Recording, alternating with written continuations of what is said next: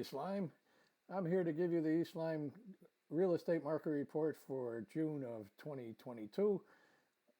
Bridget is off and running with a client, so she couldn't be here today, but I'm going to give you a little bit of information. So let's get right into it. What we'll be covering today are the median sales price, the new listings, the homes for sale, pending sales, closed sales, and the median days on the market, as well as the monthly statistics. And let's start off with the statistics. In June, there were 9 two-bedroom homes sold, 16 three-bedrooms, and 17 four-bedroom homes were sold for a total of 42. Now, the two-bedroom homes sold at an average of $418,000. The three-bedroom homes were at about the same at $417,000, almost $418,000, and the four-bedroom homes sold were at $605,000. Now, let's take a look. Of the 42 homes that were sold, 35 of them sold in less than 30 days. Now, that's pretty quick. We'll get into that a little later, but that's quite a statistic to tell. So let's get into median sales price.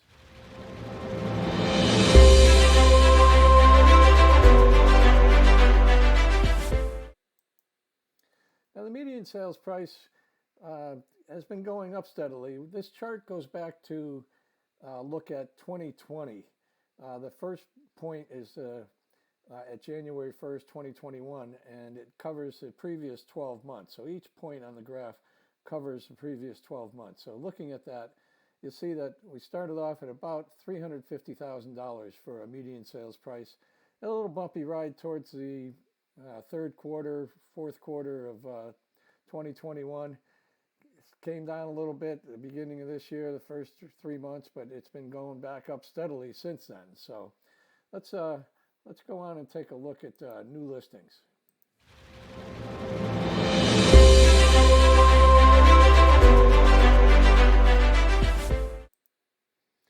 Now, new listings have went up quite a bit in 2021. Let's take a closer look here. They started off, again, we're looking at an average for the previous 12 months at just under 300, but it went up to 350 almost. Mid-year 2021, it leveled off a little bit towards the end of 2022. We had a dip in January. It went up February and March, and April dipped down a little bit into May and June. So we're at a much better place than we were at the beginning of 2021, but it's still jumpy a little bit. So let's take a look at the homes for sale.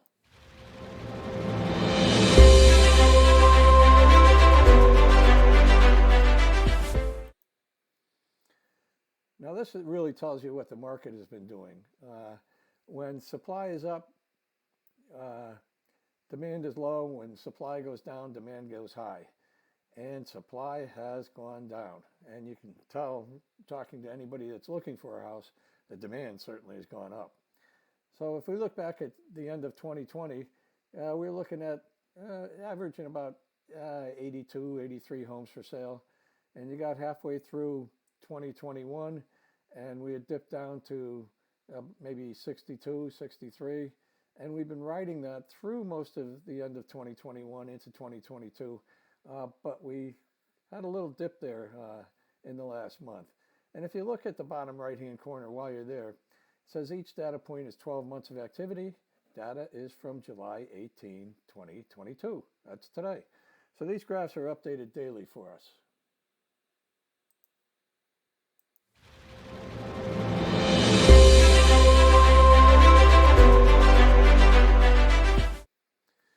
Pending sales took off in 2021, but you get halfway through, well, almost halfway through 2021 till today. It was kind of a bumpy road on the way down.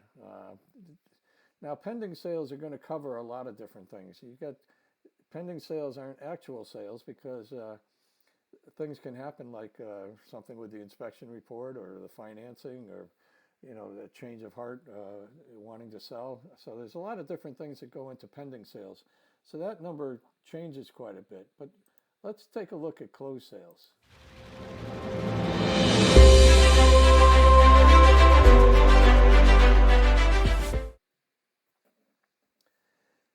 again, we're looking at an average of the last 12 months. So you can see where we took off at the beginning of 2021, at the beginning of the pandemic, and then it went down because the number of homes for sale went down, so the number of closed sales went down.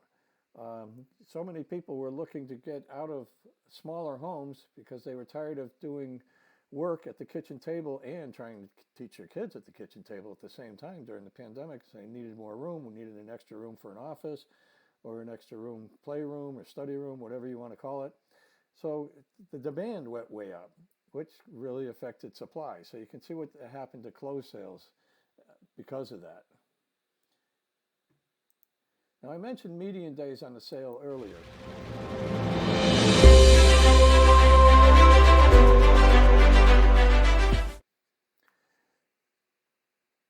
In a good market, if you sold a home between 30 and 45 days, you were doing well. In a really good seller's market, you can see what happened.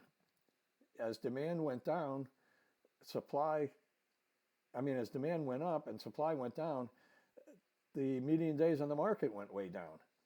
You see where we started off in between 35 and 40 days on the market at the end of 2020.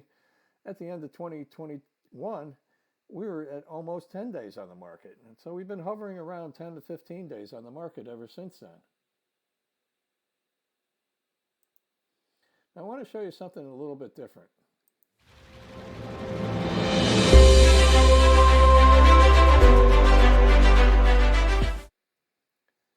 Oh, let me get to the right place here. There we go. Now what we're looking at is a comparison of June of 2021 to June of 2022. And then the second column is year to date. So that'd be the first half of the year, January through June 2021 compared to January through June of 2022. So if we look back at comparing month to month, June to June, you can see that the new listings and the pending sales went down, while closed sales did go up a little bit, 37%, almost 38%. And the days on market, like the other two categories, went down from 28 to 16. And you want to take a look at the median sales price and the average sales price. Now let me tell you the difference between the two.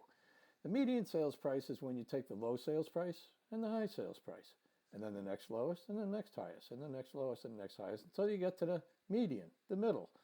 And you take that number and that's the median sales price.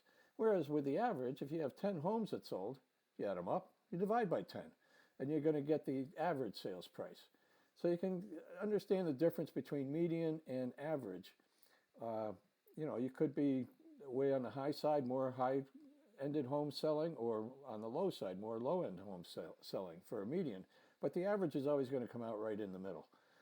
So the median sales price for June of 2021 compared to June of 2022 went way up, 42%. You can see it went from 315,000 up to 447,000.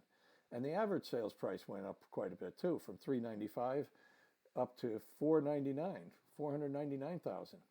But the one thing you're really going to want to look at if you're a seller, the percent of list price received. Now, if you're pricing your home correctly, you're going to sell it quickly and you're going to get full list price. So you can see that there. Now let's compare year-to-date 2021 to 2022. The number of new listings, again, that went down. So did pending sales, closed sales, and days on market. All went down. But again, the median sales price, and again, we're looking at the high and low and somewhere in the middle there, went up 10%, 364 to 400,000. But the average, when you add them all up and divide, it went down just a little bit, 4.2%.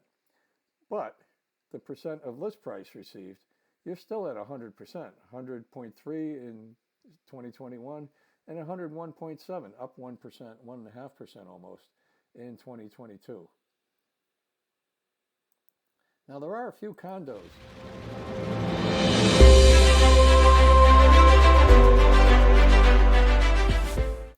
So let's take a look at the condo report. Again, new listings, pending sales were up a little bit, closed sales were up a little bit, the days on market, again, that was shrinking. That went from 12 to 10 when you're comparing June 21 to June 22. Average sales price and median sales price both went up, as did the percent of list price received.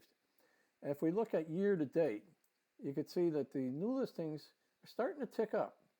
The pending sales starting to tick up. Closed sales, well, they're haven't quite caught up yet. And the median days on the market, again, that went down quite a bit. When we're looking at the median sales price and the average sales price, both of those went up for the first half of last year and this year. I mean, we're looking at 240 to 321,000 for the median price, and we're going on the average sales price from 269,000 up to 315,000 for a 17% increase. And look at the increase in the percent of list price received. They're up 3.4%. It's up, well over 100% at 103.4. So that's a pretty good suggestion as to where the market is really starting to go. So let me just tell you something.